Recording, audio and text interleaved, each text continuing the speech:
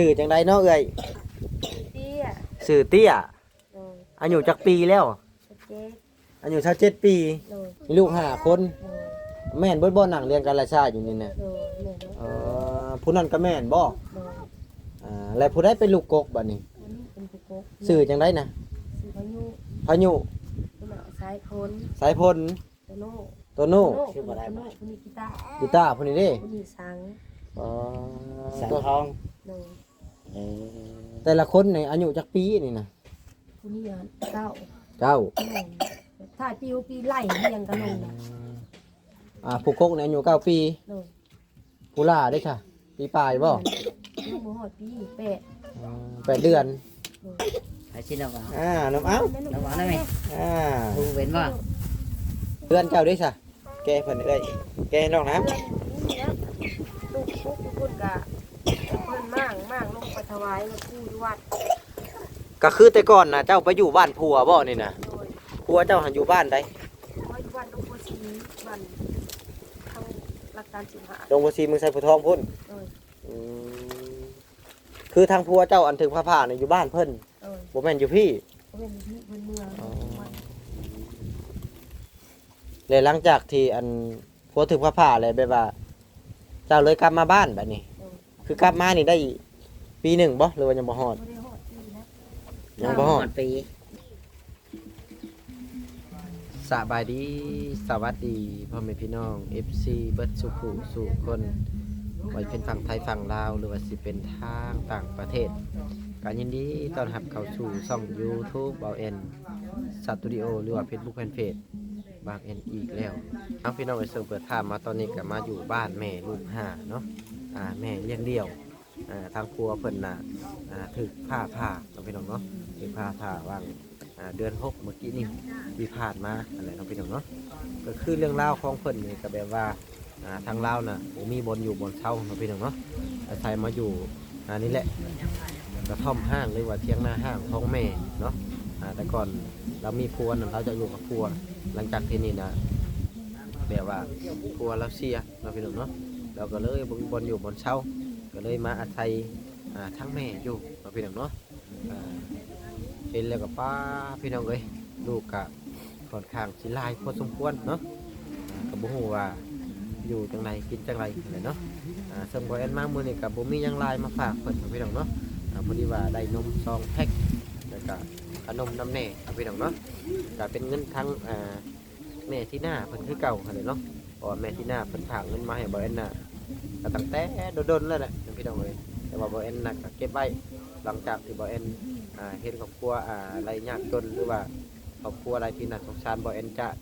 ซื้อขามาเบื้องต้นเล็กๆน้อยๆก่อนเนาะเพื่อมาทำที่ไปที่มาเป็นยังไงจึงมาอยู่แบบนี้อะไรพี่น้องเนาะมีแต่ว่าฝากทางผู้รักผู้ใหญ่หรือว่าพ่อแม่พี่น้องFCไปติดตามน้ำกันเด้อพี่น้องเนาะเอากระชั้นกะเข้าไปหาทางเพิ่นก่อนพี่น้องเอ้ยเอาพี่น้องเอ้ยตอนนี้ก็มาฮอดเฮือนชานของเพิ่นเป็นที่เรียบร้อยแล้วเถอะเอาสบายดีเอ้ยสบายดีฮัมสบายดีปะลูกเนี่ยยกมือขึ้นสบายดีตอนนี้ลูกสบายดีโทษพี่น้องเลยก่อนอื่นบอกแอนกาสิถามสื่อเสียงเรียงนามเพิ่นก่อนทำแล้วสื่อจังไดเนาะเอ้ยเตี้ยสื่อเตี้ยอายุจักปีแล้วอายุ27ปีมีลูกจักคนอายุ27ปีพี่น้องเอ้ยมื้อนี้ก็บ่แอนก็ได้มาหาทางเอ้ยเตี้ยเนาะอายุ27ปีมีลูกจักคนเอ้ยมีลูก5คนแม่นเบิดบ่หนังเรียนการราชาอยู่นี่น่ะผู้นั้นก็แม่นบ่แล้วผู้ใดเป็นลูกกกบัดนี้ชื่อจังได๋นะพายุสายพล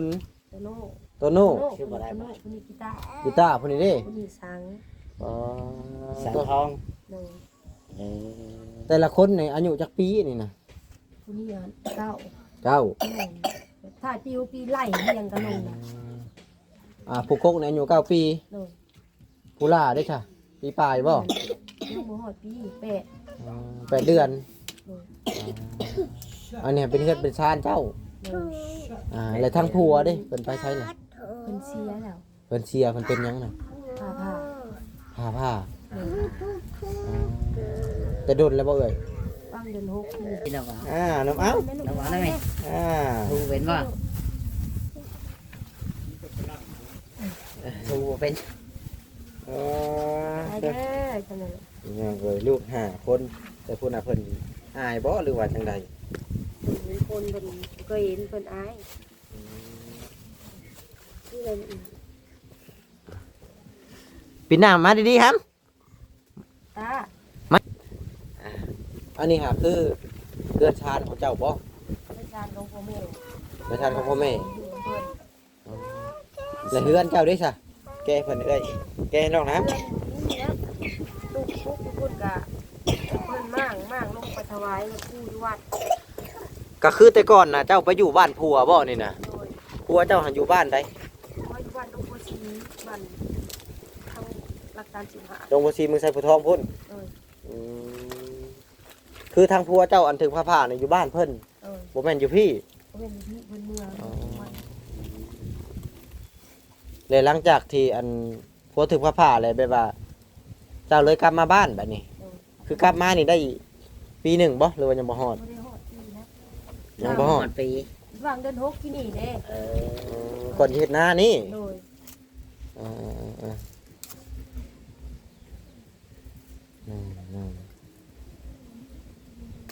เพิ่นก็เลยกลับมาเนาะพี่น้องเนาะลูกนี่มีแต่ผู้ชายเบิดเนาะ โดยใช่ ว้าตุ๊แล้วหลังจากที่กลับมานี่มาอยู่ เที่ยงนาบ่หรือเฮือนอันนี้ หน้ากับแม่นเพื่อนกับแม่นอยู่กัน เมนมัดช้องเลย โดย แล้วนี่บ่บ่อนพาลูกเต้านอนนะ โดย คนบ่ได้ตกบ่อันนี้นะเคยบ่ลูกตกอันนี้นะ เคยตกเตือนหนึ่ง อ่า คนใดตกนะ เพิ่นตื่นมาแล้วเพิ่นพางแต่นอนเด็ก คนใดตก เพิ่ นะ นบ่มีทั้งขะเด้ทั้งนั้น รถชนนั้น เลย ทางเจ้าก็ได้เห็นให้เห็นหน้าบ่ เฮ็ดลูกที่ซอยเพิ่นผักซอยอ้ายไอ้น้องนะ เห็ดน้ำไผน้ำเอื้อยน้ำน้องนี้ โดย หลังจากที่เห็ดแล้วเพิ่นแบ่งข้าวให้บ่บาดนี้ โดย แล้วจักซอบปีนี่ ก็ได้บ่หลายโอ้ยนี่ เห็ดจักทงซอยเพิ่น อันเอื้อยอันซอยเอื้อย2โทง สองทง ตายที่หาโชค แล้วมันกุ้มบ่หลังจากที่เพิ่นเอาให้เจ้าบัดนี้นะ ก็บ่กุ้มแล้ว บ่กุ้ม นอกจากกินข้าวรู้อะนะ เล็กน้อยมันกำลังอยู่ในวัยกินเนาะ โดย คือผู้สิแล้วเนี่ยเอามาให้เพิ่นก็กินปุ๊บรสเด็กน้อยเนาะ กิ พี่ น น้อง อย่างเดียวกินดินี่ครับ อ่ะ นั่งลงให้ได้ ลูกกำพร้าแม่เลี้ยงเดี่ยวเด้อพี่น้องเอ้ย แม่เพียงเดียว ถ้าอีลูกเนี่ยโถมีลูกเราอย่าเห็นเลยนะ มานั่งนั้นไม่สิแม่หำไว้ผู้นำอยากอายเด้อพี่น้องผู้นำเพิ่นยังอายอยู่แต่ว่าหมอนี่ฮะฮู้อยู่กับหมอนี่แต่หมอน้อยๆสองคนนี่ยังบ่จักเนาะพี่น้องเนาะ ยังบ่รู้เรื่องคนใด ยังบ่ค่อยฮู้เรื่อง แต่ละมื้อนี่พาลูกเต้ากินข้าวกับหยังอันนี้ลูกหลายปานนี้กินน้ำเอื้อยบ่หรือกินแต่ครอบครัวเจ้าเอง กินแต่ครอบครัวเนี่ยคนนี้คนจะแบ่งให้ไปหาน้ำมันแกงกินแต่เฮียนแกง แต่ว่าที่หลักๆน่ะคือกินแต่ครอบครัวทุกเจ้าเนาะ โดย แล้วเฮือนพ่อเฮือนแม่อยู่ทางไหนซะเฮือนพ่อเฮือนแม่ นี่แหละ อยู่ พ่อ นี่ เจ้าหันใดแม่เจ้าหันใดอันอยู่นำกันนี่สรุปแล้วนอนจักคนอันนี้น่ะ นอนแต่แบบกลางคืนแล้วเพิ่นขึ้นไปนอนเพื่อนเอื้อย เออ เพิ่นมันมานอนกันแล้วก็บ่หมดกัน มีแต่ส่วนหลายมีแต่เจ้ากับลูกนอนในนี่เนาะ ซอยลาวกับลูก แสดงว่าบริเวณนี้เป็นเฮือนญาติพี่น้องบ่นี่น่ะ โดย แต่ว่าเพิ่นก็อยู่ครอบครัวไปครอบครัวมัน โดย อืมเจ้าก็อยู่กับลูกเจ้าเนาะอืมแบ่งกันแบ่งกันแบ่งกัน ให้น้องน้ำใน แบ่งกันอืม เอาเนี่ยลูกนะ เอาขนมมาผลิตก็ได้เลยจะมาให้ นี่เลย อ่าเด็กน้อยบ่สบายพี่น้องเอ้ย สบายเป็นไข่ เป็นบ่สบายเป็นไข้ได้พาไปหาหมอหรือบ่นี่น่ะ บ่ได้ไปซื้อยากิน อ่าพี่น้องเอ้ยนี่แหละเด็กน้อยก็ละอยู่ในวัยกินหมอหำนี่เฮียนอยู่ปอได้เจ้าน่ะ แล้วก็ ปิดหน้ามาดีๆครับปิดหน้ามา นั่ง ดี ดีๆนั่งดี เออเฮียนอยู่ปสองแล้วเขียนชื่อตัวเองเป็นแล้วบ่เป็นแล้วพวกนี้เด้ยังบ่ได้เฮียนบ่ มือไปมือบ่ไป มือไปมือบ่ไป ก็บอกเป็นเถื่อได้ บ่ได้ขึ้นห้องจักน้ำหมูจักเทื่อแล้วท่านนี่แน่เนาะเจ้าได้เฮียนแล้วบ่ ยัง ยังบ่ยังได้เฮียนสรุปแล้วน่ะเอ้อ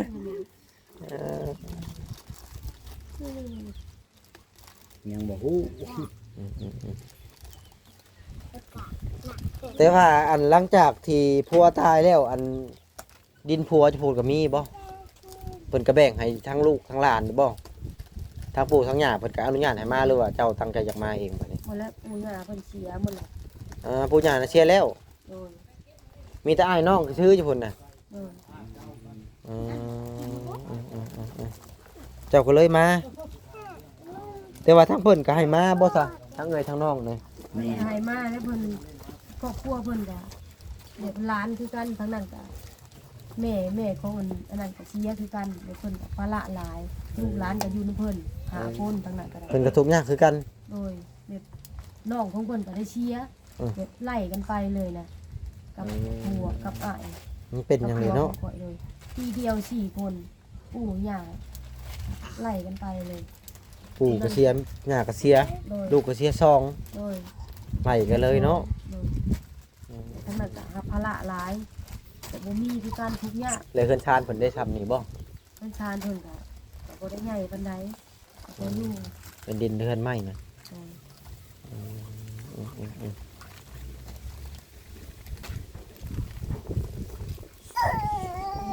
น้องแม่น ให้เพิ่นดูดแล้วให้เพิ่นเล่นแกะแล้วเลยอายุเพิ่นเนี่ยซ้ำกันกับบ่แม่นเนาะ27สำคัญแต่ว่าเรารุ่นลูกหลาย เจ้าเจ้าหลายก็แล้ว กว่า27 ใช้โถแล้วจะลบโถเลย ประมาณ40เลย ไผไปอยู่หลายปานนั้น เนี่ย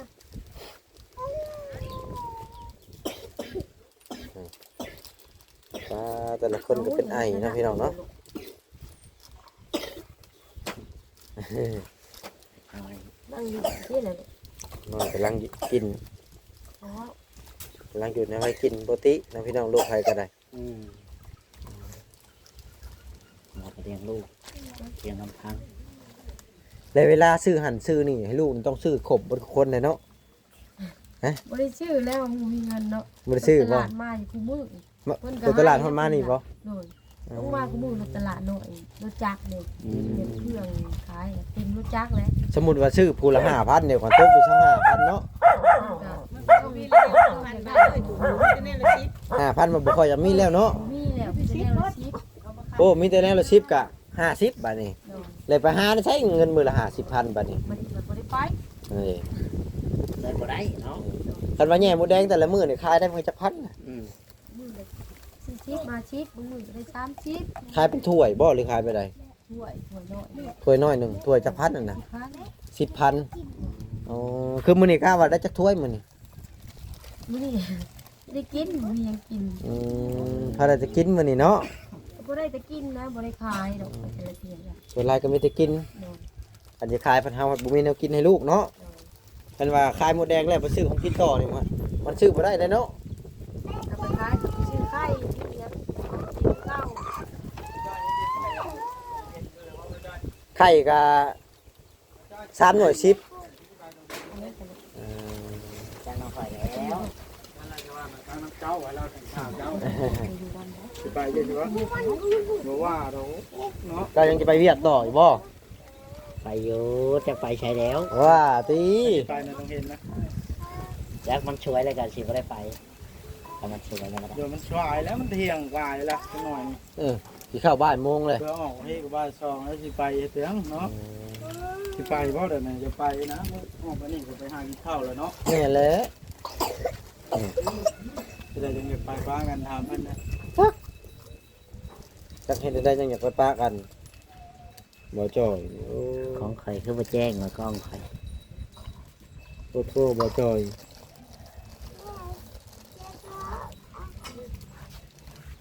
เจ้าบ่เล่งแซงขึ้น มาได้กล้องอันนี้มันก็มัวแกะ ได้มาเห็นเรื่องราวของเพิ่นก็โอ้น่าสงสารเนาะพี่น้องเนาะสงสารที่สุดก็คือเด็กน้อยนี่แหละเนาะ แต่ว่าตอนเพิ่นมีพ่อนี่มันก็จะบ่ลำบากปานนี้เนาะ โดย แต่ว่าหา พ่อเป็นคนหา ซอยเรือกันเนาะ โดย บัดนี้พ่อก็บ่ได้อยู่มีแต่เจ้ารับภาระเบิดบัดนี้เนาะ ภาระทุกอย่าง คิดฮอดพ่ออยู่บ่ห่ำแต่ว่าทางลูกนี่สิคือทางเจ้าเนาะหรือคือทางพ่อบ่ ออกมาแต่วันมือห ห ลา ลาน น กิน ทั้งแม่เพิ่นว่า ถ้าที่บ่แอนเบิ่งนี่คือแม่ ชวนหลายว่า แม่นคือแม่เบิดโหทางยายเรากลับมาแต่มาแต่วัด เป็น ลุงเพน เล่นแล้วนะนี่ จังหวัด ลูกคนก็หลายคน บนเฮ็ดอยู่เฮ็ดกินนั่นเนาะ เออ ลูกคนก็หาคน คนนอนลูก เลี้ยงลูกเลี้ยงลำพังแม่เลี้ยงดี ลูกบ่รู้หลายจะสิตกบ่รู้ ร้านเจ้าเคยตกบ่ บ่แล้วจะเก้าน่ะผู้ใหญ่เนี่ยนอนนำใหญ่ อืม ๆจุน้อยจุนี้แหละนอนนำแม่บ้านไม่ได้ได้แม่จุ นั่นเด้อบอุ่นดีได้หลายคนไปสิก็ได้ อุ้มดีแล้วมาปุกใจเข้านั่น โอ้ใจเรื่องใดน่ะ ปุกใจไม่มีเลี้ยงอันเกิดเก่ามันทุกคนยาก บ่มีแนวเกลือ ไม่ได้เลี้ยงนั่นเกิดเก่า ว้าวคือเกลือไก่แท้ โย่ก็ใกล้แล้ว ป้าที่แม่เท่าที่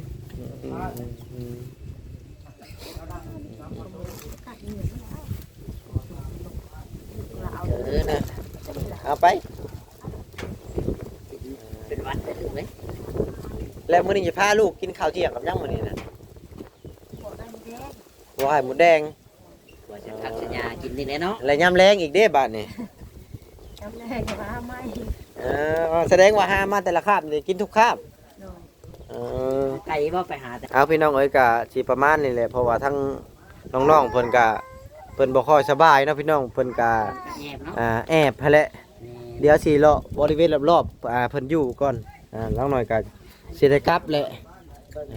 นี่แหละบนอยู่บนเช้าของเพิ่นมันอยู่บนเช้าเพิ่นพี่น้องเอ้ยนี่แหละห้องอยู่ห้องกินเพิ่นบ่อันนี้มักเล่นเพิ่นเนาะอ่ะเดี๋ยวเบิ่งบ่อนเพิ่นนอนก่อนพี่น้องเอ้ยนี่แหละบ่อนนอนของเพิ่นก็แปลว่าบ่มีพาลูกกันนอนเฮียงไหลซ้อยอยู่เพียนพี่น้องเอ้ยจักสิตกมือใดเล็กน้อยเนาะเวลานอนกิ้งไว้กะห้อยตกได้พี่น้องเอ้ยอันนี้น่าจะเป็นเฮือนของพ่อกับแม่เพิ่นเด้อพี่น้องเอ้ยส่วนบริเวณรอบๆแถวนี้ก็จะเป็นเฮือนป้าเฮือนลุงไปแต่ละคนก็อยู่ครอบครัวไผครอบครัวมันนั่นแหละว่าง่ายๆกันเนาะต่างคนต่างมีครอบครัวไอ้น้องมีกับเพิ่นก็แบ่งอยู่แต่ว่าก่อนสิแบ่งมันก็ต้องเรือทั้งครอบครัวเพิ่นก้อนเพิ่นจังแบ่งได้ถ้าว่ามันบ่เรือก็สิแบ่งบ่ได้นั่นแหละว่าง่ายก็ได้เอาพี่น้องเอ้ยก็ประมาณนี้แหละก็ได้มีโอกาสแวะเวียนมาอัปเดตทั้งพวกน้องๆเพิ่นหลังจากที่เห็นแล้วก็โอ้พี่น้องเอ้ยน่าสงสารได้คนกำลังอยู่กำลังกินและเสื้อผ้าหน้าแพร่ของเพิ่นเด้มีอยู่บ่ มีอยู่เพิ่นเอาให้ ผู้จักสุดนะผู้จักสุด กุหลาบชุด ส่วนลายนี่มีแต่เพิ่นเอาให้บ่ โดย ทางเจ้านี่บ่ได้ค่อยชื่อ ให้มีแต่เพิ่นเก็บให้ มีแต่เพิ่นเก็บให้ โดยมีเพิ่นกับเพิ่นเก็บให้ เพราะว่า อยากกินขนมเก็บให้ เพราะว่าเฮาบ่มีเด้เนาะ โดยมันบ่มีสิ่งบ่มีเงิน นี่แหละน้องพี่น้องยากน้องของอยู่ของกินนี่แหละ เด็กน้อยมันหลายคนเนาะขนาดคนหนึ่งสองคนก็ยังว่านั่นเนาะแต่ว่านี่หลายคนอีหลีพวกนี้พี่น้องบ่แอนชื่อ นมกับขนมมาแป๊บเดียวพากินเบิดเลย บ่ได้ผ่านชั่วโมงเนาะ โดย เออ ว่าแม่เย็นแต่ไม่กินลูก บุติกันตัวนี้นะเพิ่นกำลังอยู่ในวัยกินอืมนี่แหละก็มีแต่ว่าภาคทางผู้หลักผู้ใหญ่เพิ่นเด้อไปพิจารณาถ้าว่าคนใดอยากนี่แหละ อะไรน้องนิดก็ลูกไอ้ ซื้อข้าวต้มขนมให้น้องๆเพิ่นบ่บ่ว่าจะเป็นของอยู่ของกินเนาะพวกมีมาม่าปลากระป๋องบ่เป็นพวกอาหารแห้งแหละมาปลาไว้ให้ทางน้องๆเพิ่นกินพอได้ตื่นมาพอได้ทอดพอได้ต้มเพื่อให้น้องๆเพิ่นอยู่เพิ่นกินนี่แหละอืมแต่ว่าโมฮัมนี่ไปเฮียนเลยปั้นรถทีบนี่บ่ไป ที่เพิ่นจะช่วยบ่ตูนมาช่วย บ่ตูนบ่มาซอยนี่นะต่อยซอยแต่โดนแล้วบ่ วางเดือนก่อนเนี่ย อืมแสดงว่าเคยมีอันทางไอ้ๆสายบุญเพิ่นเข้ามาก่อนแล้วเนาะ โดย ไผเพิ่นเห็นเจ้าในไสน่ะหึเจ้าโทรเพิ่นบ่ โทรศัพท์ ไผเป็นคนโทรให้น่ะทั้งเอื้อยบ่ ทั้งบ้านเพิ่นทั้งบ้านนี่เพิ่นเห็นเนี่ยเพิ่นทุกสารแล้วเพิ่น โอ้คนในบ้านนี่โทร โดย ว่าอยากให้เขามาสัมภาษณ์เบิ่ง โดย คิดว่าเพิ่นมาเห็นเองบ่แม่นเนาะเอากระท่านกับมื้อหน้ามื้อในเด้อสิมาเยี่ยมยามใหม่เด้อนี่แหละพี่น้องเอ้ยเอาสบายดีเสาเตี้ยสบายดีครับสบายดีป้าลุงดูได้กินแล้วฮู้แล้วบาดนี่กี้นี่ เอิ้นก็บ่มาแต่ว่าผู้นี้ฮู้เนาะผู้นี้เนาะผู้นั้นกับผู้นั้นก็พอเพิ่นก็สิใหญ่กว่าผู้นี้เนาะ โดย ผู้นี้ว่าผู้สองหรือผู้นั้นผู้นี้ผู้สามผู้ที่สี่ผู้ที่ห้าคนบัดนี้ยังอยากสร้างอยู่บ่ครอบครัวบัดนี้ในสิคิดสร้างครอบครัวอยู่บ่ย่าแล้วเนาะ อยู่กับลูก อยู่กับลูกกับพ่อแล้วเนาะขณะนี้เฮายังรับภาระแล้วเนาะว่าอีกอย่างว่าเพิ่นให้ถ้าว่าเฮาสร้างครอบครัวใหม่ก็เพิ่นสิบ่แพงลูกเฮาแม่นอยู่ตอนหมักกันเนาะคนเฮาเนาะเพิ่นก็โอ้รับได้เพิ่นว่าตอนผิดกันนี่ว่าลูกกับลูกเจ้าเพิ่นว่า อันนี้ว่าแกนี่ว่าลูกอีกหลายนี่เอานี่เอา คนนี้8 เดือนเนาะพี่น้องเนาะเป็นตาแพงเนาะข่าวจะไว้ทุกคน